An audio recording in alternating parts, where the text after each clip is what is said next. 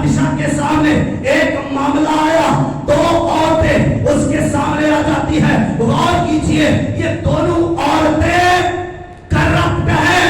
ये दोनों औरतें एक जैसी हैसियत रखती हैं। ये दोनों औरतें कसबी हैं, इनका चाल चलन ठीक नहीं है।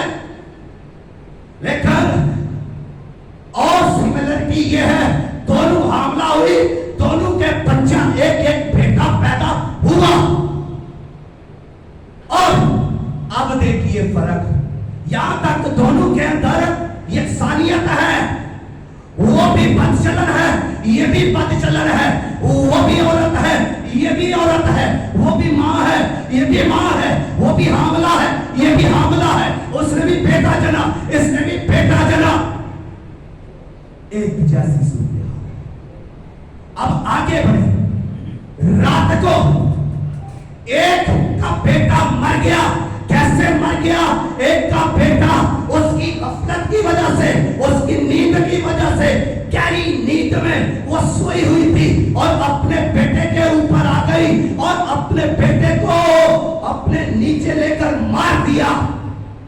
मर गया उसका बेटा गफलत के अंदर, नींद के अंदर। उसको पता नहीं मेरा बेटा मर चुका है। दूसरी बाखबर है, होश है, बेटे से प्यार कर रही है, बेटे की केयर कर रही है। करवट बदलती है तो बेटे का ख्याल करती है, करवट बदलती है तो बेटे को अपने पहलू में पाती है। वो उसके लिए पीछा नहीं करती, बल्कि उसको छाती से लगाकर सोती है। केयर करने वाली मां है। पहली जो है जिसने अपना बेटा मार दिया गफलत की वजह से, गहरी नींद की वजह से, उसने बेटे की परवाह नहीं की। बेटा मर गया है, उसके ही नीचे आकर समझिए इसका रूहानी पहलू। बहुत सारी माएं, बहुत सारे लोग, बाप, ये यकसानियत है। मां प्रेजेंट करिए पेरेंट्स को।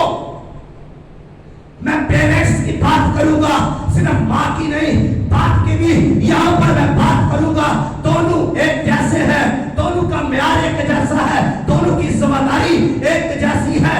जब एक सुस्त और गफलत वाला जोड़ा जो है वो अपने बच्चों को किस तरह मारता है, वो अपनी गफलत में अपने बच्चों की परवाह नहीं करते। उनके बच्चे कहां जा रहे हैं, उनके बच्चे क्या कर रहे हैं, उनके बच्चे कहां बैठते हैं, उनके बच्चे कहां पर सिटिंग करते हैं, किस उनको कोई खबर नहीं। वो तो खुद बेखबर है और उनके बच्चे उनकी बेखबरी में मर जाते हैं, मर जाते हैं, मरों को रिप्लेस करते हैं। उन्होंने क्या किया? उसने चालाकी की। ऐसे लोग भी होते बड़े चालाक हैं, जब उनको होश आती है तो चालाकियां करते हैं, रियाकारी करते हैं। उसने बड़ी चालाकी की। उसने चालाकी ये की, अपना मरा हुआ बेटा लेकर उसके पहलू में डाल दिया। उसका बेटा उठाकर अपने पहलू में रख लिया। उसका जिंदा था, अपना मरा हुआ था, मरा उधर रख दिया, जिंदा ले लिया। कलीसिया आज कैसा नहीं होता? मेरा जिंदा बेटा, मुझे जिंदा चाहिए। मरे हुए बेटे कुछ नहीं करते, ना रोते हैं, ना चीखते हैं, ना चलाते हैं। वबाले जान है। इसने क्या किया? जिंदा को हासिल करने की कोशिश की। अपना मर गया है, मरे की भी परवाह नहीं है, इसके लिए चार आंसू बहा ले। दूसरे का क्या कर रही है? लेने की कोशिश कर रही है, रिप्लेसमेंट। आज कलीसिया के अंदर यही हो रहा है। अपने बेटे में इतनी काबिलियत नहीं, अपना बेटा रूहानी तौर पर डेड है, उसके अंदर कोई क्वालिटी नहीं, उसके अंदर कोई रूह काम नहीं कर रहा, लेकिन वो जिंदा में रिप्लेस करेंगे। What is this? वो रिप्लेस करेंगे। वो ये नहीं करेंगे कि अपने बेटे की केयर करें, उसको रूहानी बनाए, उनके अपने बेटे डेड हैं, मरे हुए हैं, वो रिप्लेसमेंट चाहते हैं। सीखिए इस बात को। मैं और डिटेल में नहीं जाना चाहता क्योंकि टाइम कम है। इसमें बहुत हिकमत की बातें हैं। मैं हिकमत के बादशाह का कलाम बयान कर रहा हूं। हर लफ्ज में हिकमत है। और फिर अगली बात सुनिए, दोनों झगड़ रही है। ये झगड़ क्यों रही है? इसलिए झगड़ रही है, उसने कहा ये जो मरा हुआ बेटा है तेरा है और जिंदा जो है मेरा है। वो दूसरी कहती है नो नो, ये बेटा जो जिंदा है मेरा है और जो मरा हुआ है तेरा है। वो कहती है नो नो, मरा हुआ तेरा है, जिंदा मेरा है। ये कहती है नो नो, जिंदा मेरा है, मरा हुआ तेरा है। लड़ाई हो रही है, झगड़ा हो रहा है।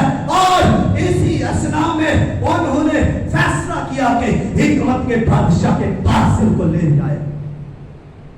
हिकमत के बादशाह के पास उनको जब लेकर गए हैं तो हिकमत के बादशाह के सामने वो खड़ी है और वहां जाकर भी वो यही बहस कर रही है, यही मुद्दा बयान करती है, यही उनका केस है। जिंदा मेरा है, एक कहती है जिंदा मेरा है, मुर्दा इसका है। दूसरी भी यही कह रही है, मुर्दा इसका है, जिंदा मेरा है। अब ये बादशाह सुन सुनकर परेशान है, दुनिया परेशान है।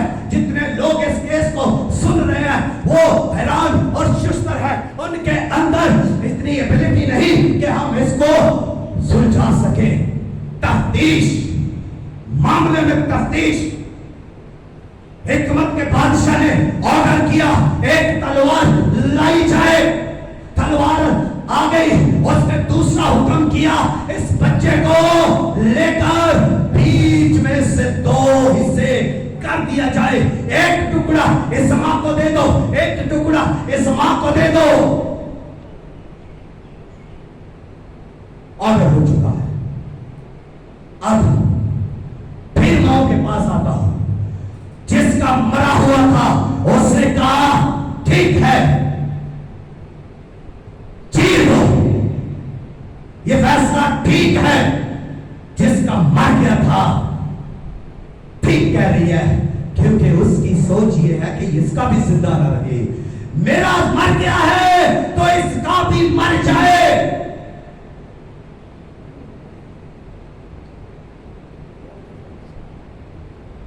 रूहानी माएं जो जिंदा बेटों की माएं हैं, उनके दिल जिंदा है। उनके दिल मरने ही गए। मुर्दा बेटों के माओं के दिल भी मुर्दा हो जाते हैं। जिस मां का मुर्दा बेटा था उसका दिल भी मुर्दा था। याद रखें, आपकी पर्सनैलिटी आपके दिल के साथ जुड़ी हुई है। जो आपकी गुफ्तगू है, जो आपका ख्याल है, जो आपकी सोच है, उसमें आपकी पर्सनैलिटी है, उसमें आपकी शख्सियत है। मुर्दा बच्चे की मां का दिल भी मुर्दा था। कोई सेंस नहीं है उसके अंदर, सेंसलेस है। और जिंदा बेटे की मां का दिल भी जिंदा है, धड़क रहा है अपने बेटे के लिए। और उसने कहा नो बादशाह, तलवार को रोकिए, फैसला वापस लीजिए, इस बेटे को कत्ल ना कीजिए, इस बेटे को जिंदा रखिए, इस बेटे को आधा नहीं सारा ही इसको दे दीजिए। ये जिंदा मां की, जिंदा बेटे की, जिंदा मां का जिंदा दिल है। उसने कहा सारा बेटा इसे दे दो, ये इसके पास रहेगा तो जिंदा तो रहेगा। कलीसिया, बेटों को, रूहानी बेटों को जिंदा रखने की जरूरत है। उसके लिए दुआ करने की जरूरत है, उसे पालने की जरूरत है, उसे रूहानी बेटे को बढ़ाने की जरूरत है। उसकी जगह चेंज करने की जरूरत नहीं। वो जहां पर है, जिस मां के पास है वो ठीक है, वो जिंदा मां के पास है।